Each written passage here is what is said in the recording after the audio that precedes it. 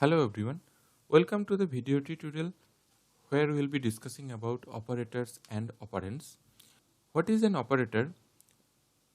In this video tutorial, what is an operator? Operators are the symbol which operates on value or a variable.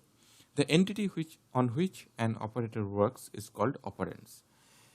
We have seen in our previous example the different kind of operators that we have used, that that addition is an operator, right?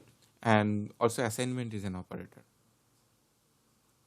So for an example, like we have arithmetic operators like this, the plus sign, which is addition operator, minus sign, which is the subtraction operator, this is the multiplication operator, this is division operator, this is the modulus operator, we'll discuss it, and this is the increment operator, and this is the decrement operator. We'll discuss it in later on, okay? And then we have something called assignment operator, which is equals to. So in our previous example, we have seen we are doing the addition of two numbers and assigning the value to sum, right? So what we have written over there is sum is equal to num1 plus num2. So here this is an operator, correct? So this is my operator, this is called addition operator, and this is my operands, okay? This is my operands. So and then again, whatever the result that we are having after the addition, we are assigning that value to the sum. So that is the job of this assignment operator. So as you can see, this plus, it works on two operands. So that is why this is called the binary operator. So there are two types of operator. One is binary operator and another one is unary operator. So binary operators are those who has two operands, but unary operators are those who has only one operand. So here all our like this addition, subtraction, multiplication, division, modulus, these are called binary operators, okay? But think about this, that you write something like x is equal to minus 10, okay? So here this minus minus sign here, this is not a subtraction operator, this is making the value negative.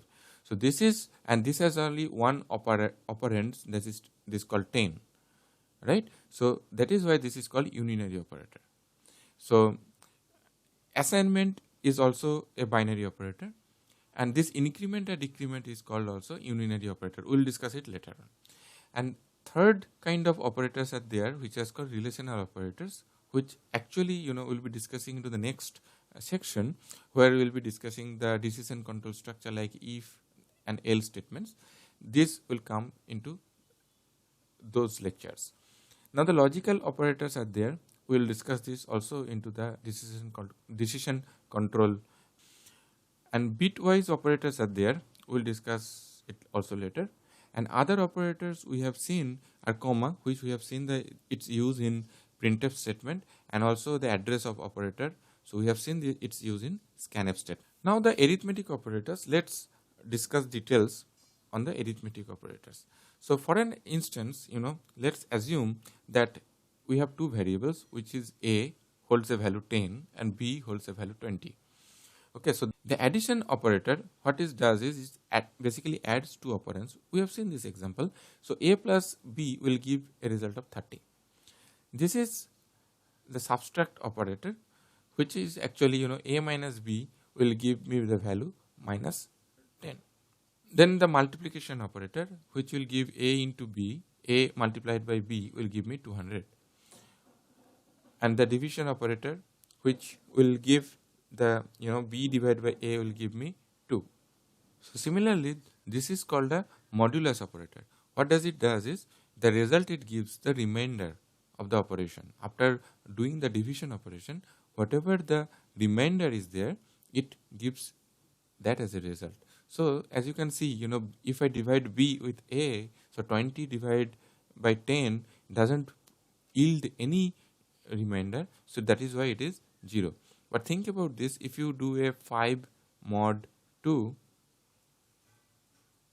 okay, if you do 5 mod 2, which will yield me a result of 1, because 5 mod 2 is 1, so that is my remainder.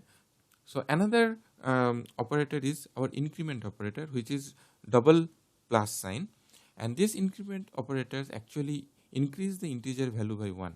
So if I write a plus plus, it gives me 11, okay, because the value 10 got incremented by 1. Okay, so what is actually the meaning of the increment operator is, you can, this is similar as a is equal to a plus 1. This is a unary operator because this operator only works on only one operand. Similarly, the decrement operator also, it decreases the integer value by 1.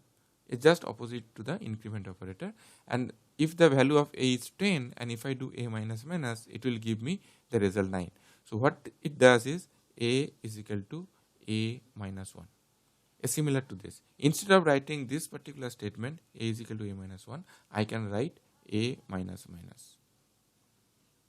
So now you know the arithmetic operators. What are the different kind of arithmetic operators available?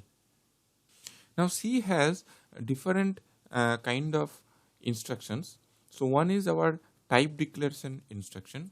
The second one will be the arithmetic instructions, and third one will be the decision control instructions. Decision control instruction will learn into the next section. But in this section we'll discuss about the declaration instruction, type declaration instruction, and arithmetic instruction. Type declaration instructions are nothing but when you actually, these are the instructions when you actually declare some variable with a type. For example, like int I is equal to 10, comma j is equal to 25. So this is an instruction because this whole line is ended with a semicolon, as you can see, right? So this is one of the instruction, but here we are actually declaring two variables I and j with data type integer. So that is why this is called type declaration instruction. Okay, and also there are few things that you need to know, that when you write this thing, so this particular statement and this particular statements are equal, they are same. In this statement you put the j first, then the I. I'm sorry, this will be the I, not j. So these two statements are same. Also the type declaration statement, we can write something like this. We can declare the variable first and with its data type, which is integer here, and then we can assign the value. So if we are putting the value 10 to all of them A, B, C, so this will work. So this 10 will be assigned to A, B, and C respectively. So now coming to the arithmetic instructions, arithmetic instructions consist of variable name on the left hand side of at the assignment operator, and variable names and constants on the right hand side of assignment operator. For an example, like you can write the arithmetic instructions like this. These two actually are actually declaring the variables, but here I am assigning a constant value, which is AD is equal to 3200, or KOT is equal to 0.0056, or so data is equal to an arithmetic expression. So alpha into beta divided by gamma into plus 3.2 into 2 divided by 5. So this is an arithmetic expression. So so this arithmetic instructions can be as simple as this, or little bit complex as this, and it can be much more complex than this also, depending on the programming that you are doing. Now we know about the integer conversion, and now we know about integers and floats, data types and operators. So basically here we'll learn about the C's basic integer and float conversions, how one arithmetic operation works.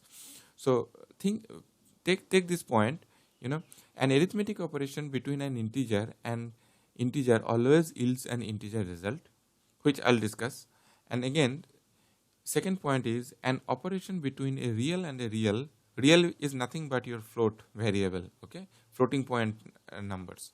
So operation between real and a real always yields a real result, which is a floating point result, and this one is an operation between an integer and a real always yields a real result. So in this operation, the integer is first prompted to a real and then the operation is performed. So hence the result is real. So let's take an example. What we have seen in the first point is, if an operation between an integer and an integer always gives me a result of an integer. So 5 is an integer here, 2 is an integer here, so always give me a result 2. Remember that ideally 5 divided by 2 is 2.5, right? But since the result is also an integer, that is why it cannot have a 2.5.